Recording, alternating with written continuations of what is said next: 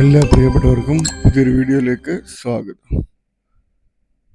ഇന്ന് നിഫ്റ്റി നല്ല ഹെവി ഡൗണിലായിരുന്നു. ഏകദേശം 400 പോയിന്റ് ഡൗണിലാണ് മാർക്കറ്റ് ഓപ്പൺ ആയത്. അപ്പോൾ അത്രയും പോയിന്റ് ഡൗണിലാകുമ്പോൾ ചെറിയൊരു കവറിങ് വരും. പക്ഷേങ്കിൽ ആ കവറിങ് നല്ല രീതിയിൽ ഇതായിട്ടില്ല. എന്ന് പറഞ്ഞാൽ നല്ല രീതിയിലൊരു കവറിങ് വന്നില്ല. അറ്റ്ലീസ്റ്റ് ഇവിടെ നോക്കിയാൽ നമുക്കറിയാം ഈ റേഞ്ചിലെങ്കിലും വരണമായിരുന്നു, ഒരു കവറിങ് കിട്ടണമായിരുന്നു. CPR ആയില്ലെങ്കിലും ടച്ച് ചെയ്യത്തക്ക രീതിയിലുള്ള ഒരു കവറിങ് കിട്ടിയായിരുന്നേ നല്ലതായിരുന്നു. പക്ഷെങ്കിൽ അത് കിട്ടിയിട്ടില്ല. 160 പോയിന്റ് സംതിങ് മൈനസിൽ തന്നെയാണ് ക്ലോസ് ചെയ്തത്. ഇത് മെയിൻ കാരണം വന്നിട്ട് ഇസ്രായേൽ വന്നിട്ട് ഇറാനെ ആക്രമിച്ച അതിൻ്റെ ഒരു ഇതാണ്. പ്രത്യേകിച്ച് മധ്യേഷ്യയിലെ ചെറിയൊരു കാര്യങ്ങൾ പോലും മാർക്കറ്റിനെ പെട്ടെന്ന് ഹെവിയായിട്ട് സ്വാധീനിക്കും. അതാണ് പ്രധാന ഒരു കാരണം. പ്രത്യേകിച്ച് ക്രൂഡ് ഓയിലിൻ്റെയും ഗോൾഡിൻ്റെയും ഒക്കെ വില പെട്ടെന്ന് കയറും. അപ്പം അതനുസരിച്ച് മറ്റുള്ള മാർക്കറ്റിന്, അത് ഇന്ത്യ പോലുള്ള മാർക്കറ്റിനൊക്കെ അത് ദോഷമാണ്. അപ്പോൾ വരും ദിവസങ്ങളിൽ ഇപ്പം ഇന്നത്തെ ആക്രമണത്തിൻ്റെ ബാക്കിയായിട്ട് എന്തൊക്കെയാണ് നടക്കുന്നത് അതിൻ്റെ അനുസരിച്ചിരിക്കും വരും ദിവസങ്ങളിലുള്ള മാർക്കറ്റ്. എൻ്റെ ഒരു അഭിപ്രായത്തിൽ മാർക്കറ്റ് കുറച്ചുകൂടെ വീണ്ടും താഴെ പോകാൻ ചാൻസ് കൂടുതലാണ്. ഞാൻ ഡെയിലി പറയാമായിരുന്നു 25,100 200 ആ റേഞ്ചാണ്. അതിന് മുകളിലോട്ട് പോയിട്ടില്ല. ഞാൻ ഒരു മാസം കൊണ്ട് അവിടെ പറയുന്നുണ്ട്. പക്ഷേ എങ്കിൽ അവിടെ നിന്നൊരു അപ് ട്രെൻഡ് കിട്ടുവാണെങ്കിൽ പോലും 25, 450, 700 റേഞ്ച് മാക്സിമം പോകാൻ ചാൻസ് ഉള്ളൂ എന്ന് പറഞ്ഞിട്ടുണ്ടായിരുന്നു. അതുപോലെ ബാങ്ക് നിഫ്റ്റിയിലാണെങ്കിലും 58,000-59,000 നല്ല പോസിറ്റീവ് ന്യൂസുകളൊക്കെ ഉണ്ടെങ്കിൽ മാക്സിമം ആ റേഞ്ചിലോട്ട് പോകാനേ ചാൻസ് ഉള്ളൂ. പക്ഷേ എങ്കിൽ മാർക്കറ്റ് താഴോട്ട് പോകാനാണ് കൂടുതൽ ചാൻസ് എന്ന് പറഞ്ഞിട്ടുണ്ടായിരുന്നു. അപ്പോൾ മാർക്കറ്റ് ഇപ്പോൾ ഓൾമോസ്റ്റ് ഒരു 600-700 പോയിന്റ് ഇറങ്ങി. ഇന്നത്തെ ലോ വെച്ച് നോക്കുമ്പോൾ ആണെങ്കിൽ നിഫ്റ്റിയിൽ, ബാങ്ക് നിഫ്റ്റിയിലാണെങ്കിൽ 2000 മുകളിൽ പോയിന്റ് ഇറങ്ങിയിട്ടുണ്ട്. എന്നാലും ഇപ്പോഴും വീക്ക്നെസ് ആണ് മാർക്കറ്റ് കാണിക്കുന്നത്. വരും ദിവസങ്ങളിൽ ഇവിടുത്തെ ഈ മധ്യേഷ്യയിലൊക്കെ ഒരു സിറ്റുവേഷൻ അനുസരിച്ചിരിക്കും മാർക്കറ്റിൻ്റെ ഒരു മൂവ്മെൻറ്റ്. എനിക്ക് തോന്നുന്നത് മിക്കവാറും നല്ല രീതിയിൽ ഒരു പ്രോബ്ലം ഉണ്ടാകാൻ ചാൻസ് ഉണ്ട്. ഇനിയുള്ള ഒരു 2-3 വർഷത്തേനൊക്കെ വലിയ ബുദ്ധിമുട്ടാണെന്നാണ് എനിക്ക് തോന്നുന്നത്. മാർക്കറ്റ് ആ സമയത്തൊക്കെ നല്ല അടി കിട്ടുമെങ്കിലും പക്ഷെങ്കിൽ തിരിച്ച് ചെറിയ കയറ്റങ്ങൾ കയറും. പക്ഷെങ്കിൽ ഓൾ ടൈം ഹൈ അടിക്കാനുള്ള ഒരു കപ്പാസിറ്റി ഇപ്പോഴത്തെ കണ്ടീഷൻ മാർക്കറ്റിന് കാണുന്നില്ല. എന്തായാലും നമുക്ക് നോക്കാം. നിഫ്റ്റി, ബാങ്ക് നിഫ്റ്റി ഇപ്പോഴത്തെ പെട്ടെന്നൊരു നിഫ്റ്റിയുടെ ഒരു ഇത് പറയുവാണെങ്കിൽ, ഇപ്പോൾ ഡേ ചാർട്ട് നോക്കുകയാണെങ്കിൽ നിഫ്റ്റിയുടെ പെട്ടെന്നൊരു താഴോട്ടൊരു ലെവല് വന്നിട്ട് പ്രൊഡക്റ്റീവ് ചാനൽ ഓഫ് ചെയ്തിട്ട്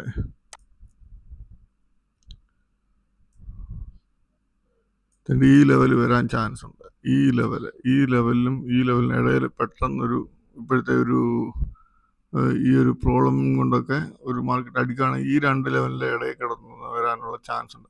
ഇത്രയും വരുമോയെന്ന് അറിയത്തില്ല. ഒരു 23,700, 24,000 റേഞ്ചിലോട്ട് വരാൻ ചാൻസ് കാണുന്നുണ്ട്. നോക്കുക. അപ്പോൾ നിഫ്റ്റിയെ പറ്റിയൊക്കെ എൻ്റെ ഒരു കാൽക്കുലേഷൻ അത്രയാണ്. ഹൈ ആണെങ്കിൽ 25,450 700 വരെ, ലോ ആണെങ്കിൽ പെട്ടെന്നുള്ളതാണെങ്കിൽ 23,900 തൊട്ട് 23,700 600 റേഞ്ച് വരെ. അപ്പോൾ നമ്മൾ ഇത്രയും മാർക്കറ്റ് ഡൗൺ ആയിട്ട് ഓപ്പൺ ആയിട്ട് പോലും നമ്മൾ കഴിഞ്ഞ ദിവസം എടുത്തിരുന്ന ഷെയർസിനകത്ത് നല്ല ഒന്നാം തരം ചാൻസ് നമുക്ക് തന്നിട്ടുണ്ടായിരുന്നു. ഞാൻ അതിനകത്ത് ഈ റൂട്ട് എന്ന് പറയുന്ന ഷെയർ ഞാൻ ബൈ ആണ് പറഞ്ഞത്. റൂട്ട് എന്ന് പറയുന്ന ഷെയർ ഞാൻ അത് കറക്റ്റ് ഞാൻ പറഞ്ഞ റേഞ്ചിന് താഴെ വന്നു. അതിനുശേഷം ഞാൻ പറഞ്ഞ റേഞ്ചിന് മുകളിൽ കയറി, അത് കയറിപ്പോയി ആ ഷെയർ. റൂട്ട് 1050 താഴെ വന്നിട്ട് തിരിച്ച് കയറുവാണെങ്കിൽ ബൈ ചെയ്യാമെന്ന് പറഞ്ഞിട്ടുണ്ടായിരുന്നു. അപ്പോൾ അത് കറക്റ്റ് അതുപോലെ വന്നിട്ട് നല്ല 1097, എനിക്ക് തോന്നുന്നു 1100 ലെവലെങ്കിലും വരുമെന്നാണ് പറഞ്ഞത് തോന്നുന്നു. ഈ ലെവൽ വരെ വന്നു. അത് എന്നിട്ട് ഹൈയിൽ തന്നെയാണ് ക്ലോസിങ് വന്നേക്കുന്നത്. പിന്നെ നമ്മുടെ CPR ലെവലിൽ ഷോർട്ട് സെല്ലിങ് ചാൻസ് വന്ന ഷെയറുകൾ ഇവിടെ നോക്കിയാൽ നല്ല അടിപൊളി ചാൻസ് വന്ന ഷെയറുകൾ ഉണ്ടായിരുന്നു. ഇവിടെ നോക്കിയേ, കർമ്മ എനർജി ഇവിടെ ഓപ്പണിങ് CPRനുള്ളിലാണ്. അതിനുശേഷം നേരെ കയറി. ഇത് വോളിയം കുറവായിരുന്നു ഈ ഷെയറിനകത്ത്. പക്ഷേങ്കിൽ ക്വാണ്ടിറ്റി അടിച്ചാൽ നമുക്ക് കവർ ചെയ്യാൻ വലിയ ബുദ്ധിമുട്ടായിട്ട് വരും ഈ ഷെയറിനകത്ത്. ഇത് R1 R2 മുകളിൽ പോയി, അതിനുശേഷം ഇറങ്ങി. ഇവിടെ ഇറങ്ങി 56 റേഞ്ചിലൊക്കെ 2 എടുത്തവർക്ക് നോക്കിയേ, 76 10 രൂപയുടെ പ്രോഫിറ്റാണ് ആ ഷെയർ കൊടുക്കുന്നത്. ഏകദേശം 12-13% പ്രോഫിറ്റ് ആ ഷെയർ വരുന്നുണ്ട്. അതിനുശേഷം ഹബ് ടൗൺ എന്ന് പറയുന്ന share, Hubtown previous day ഹൈയുടെ ഇവിടെ പ്രീവിയസ് ഡേ ഹൈയുടെ താഴെ ഓപ്പണായി പ്രീവിയസ് ഡേ ഹൈ അടിച്ച് ഇറങ്ങി. ഇവിടെ 28 എന്നത് 21 വരെ വന്നു. 7 രൂപ പ്രോഫിറ്റ് വന്നതിന് ശേഷം തിരിച്ച് പോയി ഹൈ അടിച്ചു. തിരിച്ച് ഹൈ അടിക്കുമ്പോൾ നമ്മൾ ചെയ്യേണ്ടത് ഞാൻ എപ്പോഴും പറയാറുണ്ട്, തിരിച്ച് ഹൈ അടിച്ചാൽ നമ്മൾ ഫസ്റ്റ് നോക്കേണ്ടത് അടുത്ത ലെവലിലോട്ട് പോകുന്നു നോക്കുക. ഇവിടെ പോയിട്ടില്ല. തിരിച്ചെന്തോ ചെയ്തു, അവിടെ ഇങ്ങനെ ട്രേഡ് എടുത്ത് പഴയ ലെവൽ തന്നെ കട്ട് ചെയ്തു. ഇവിടെ കട്ട് ചെയ്യുമ്പോൾ നോർമൽ ആൾക്കാർക്ക് ഒരു പേടിയാണ് തിരിച്ച് കയറുമോ ഇല്ലെന്നുള്ളത്. ഇത് ഇത്രയും മൂവ്മെൻറ്റ് നമുക്ക് കാണാൻ പറ്റും. ഇവിടെ സ്ട്രെങ്ത് ഇല്ല. ഇവിടെ വരെ ഒരു ഹൈ വന്നതിന് ശേഷം പിന്നെ ഹൈ വരുന്നേ ഇല്ല. പിന്നെ കണ്ടിന്യൂസ് ചെറിയ ഇറക്കം വന്നു, ഇവിടെ കട്ട് ചെയ്തു.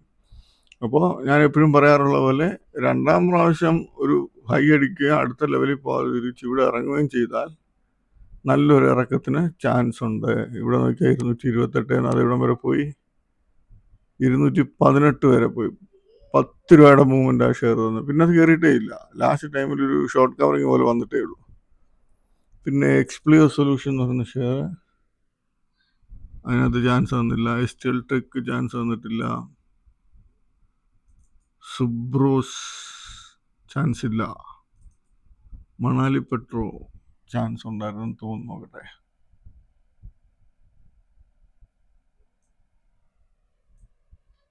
മണാലി പെട്രോ വൺ സൈഡ് ഫ്ലാറ്റ് ഓപ്പണിംഗ് വന്ന് പ്രീവിയസ് ഡേ ഹൈ അടിച്ചു, R1 അടിച്ചു, R2 പോകുന്നില്ല, R1 താഴെ ഇറങ്ങി.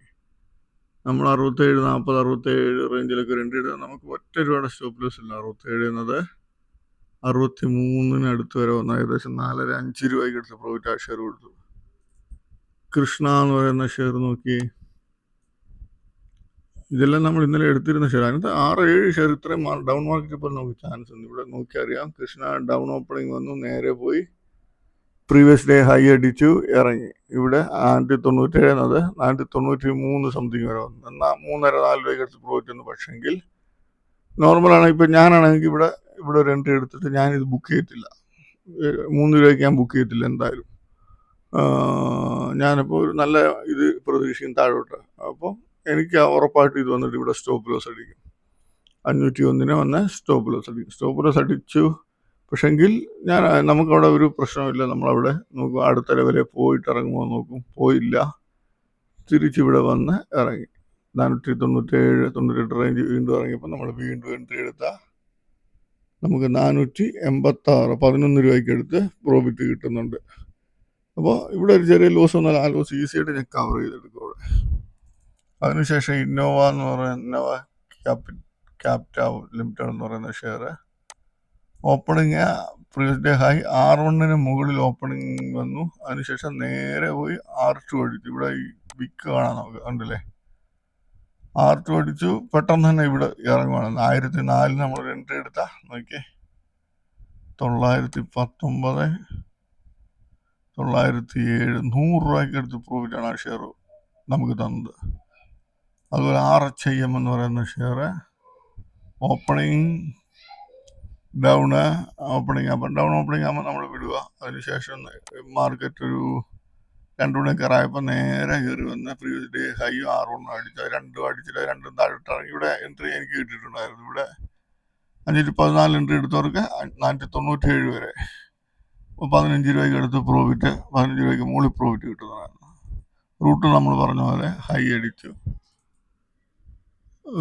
ബാക്കി ഷെയറിനകത്തൊന്നും ചാൻസ് ഇല്ല. എന്നാൽ 5-6 ഷെയറിനകത്ത് നല്ല ചാൻസ് വന്നിട്ടുണ്ടായിരുന്നു. നമുക്ക് ഈസിയായിട്ട് അത് ഐഡൻറ്റിഫൈ ചെയ്യാനും പറ്റും പെട്ടെന്ന് തന്നെ.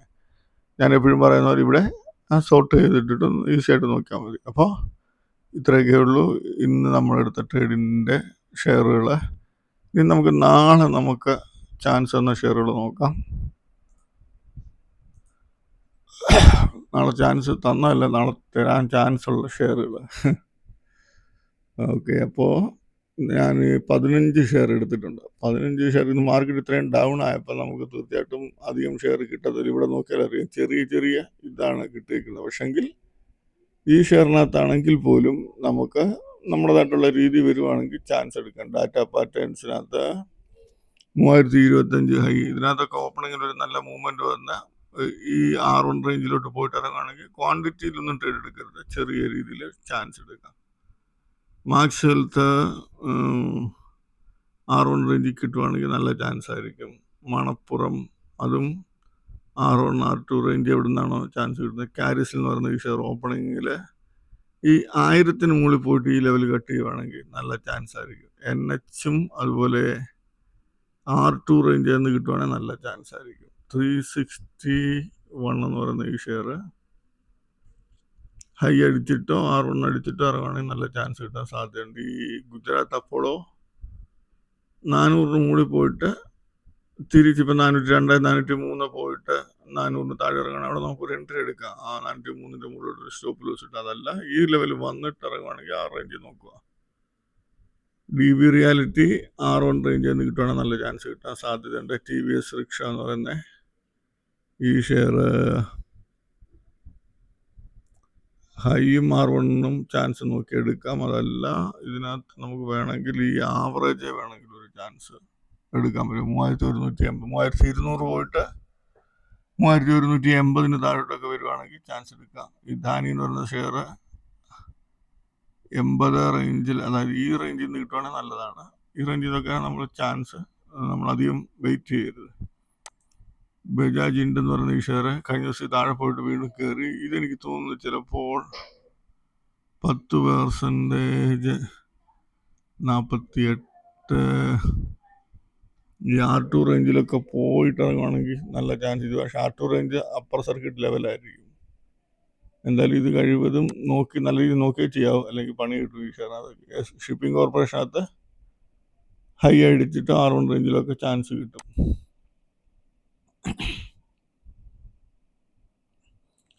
പിന്നെ ജൂബിലൻ എൻഗ്രേവിയ എന്ന് പറയുന്ന ഈ ഷെയർ, ഇത് പ്രൊമോട്ടർ ഈ ഷെയർ സെല്ല് ചെയ്തു. പക്ഷേങ്കിൽ ആ വാങ്ങിയത് വേറെ ഏതോ നല്ല ഹെവി ആൾക്കാരാണെന്ന് തോന്നുന്നു. അതുകൊണ്ടാണ് ഇത് കയറിപ്പോയത്.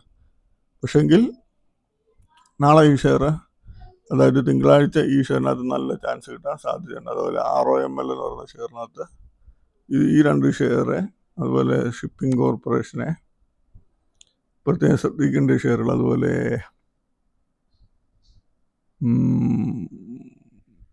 മാക്സ് ഹെൽത്തിനകത്തും നമുക്ക് നല്ലൊരു ചാൻസ് പ്രതീക്ഷിക്കാം. മൂവ്മെൻ്റ് ഉള്ള ഷെയറാണ്.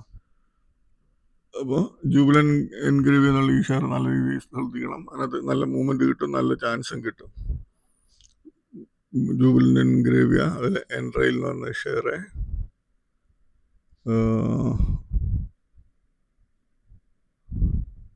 NHും 2000 ഒന്നിറങ്ങുന്ന ചാൻസാണ്. ഓക്കെ, നോക്കുക. അപ്പം ഇത്രയാണ് പ്രത്യേകം ശ്രദ്ധിക്കേണ്ട. ജൂബിലൻ എൻഗ്രേവിയ മാത്രമേ ഉള്ളൂ. ബാക്കിയെല്ലാം നോർമൽ നമ്മൾ കിട്ടുന്ന രീതി. ഇതിനകത്ത് പെട്ടെന്ന് ചാൻസ് കിട്ടാൻ സാധ്യത കൂടുതലാണ്. ഓക്കെ, അപ്പോൾ തിങ്കളാഴ്ച എല്ലാവർക്കും നല്ലൊരു പ്രോഫിറ്റബിൾ ഡേ ആയിരിക്കട്ടെ എന്ന് ആശംസിക്കുന്നു. ബൈ.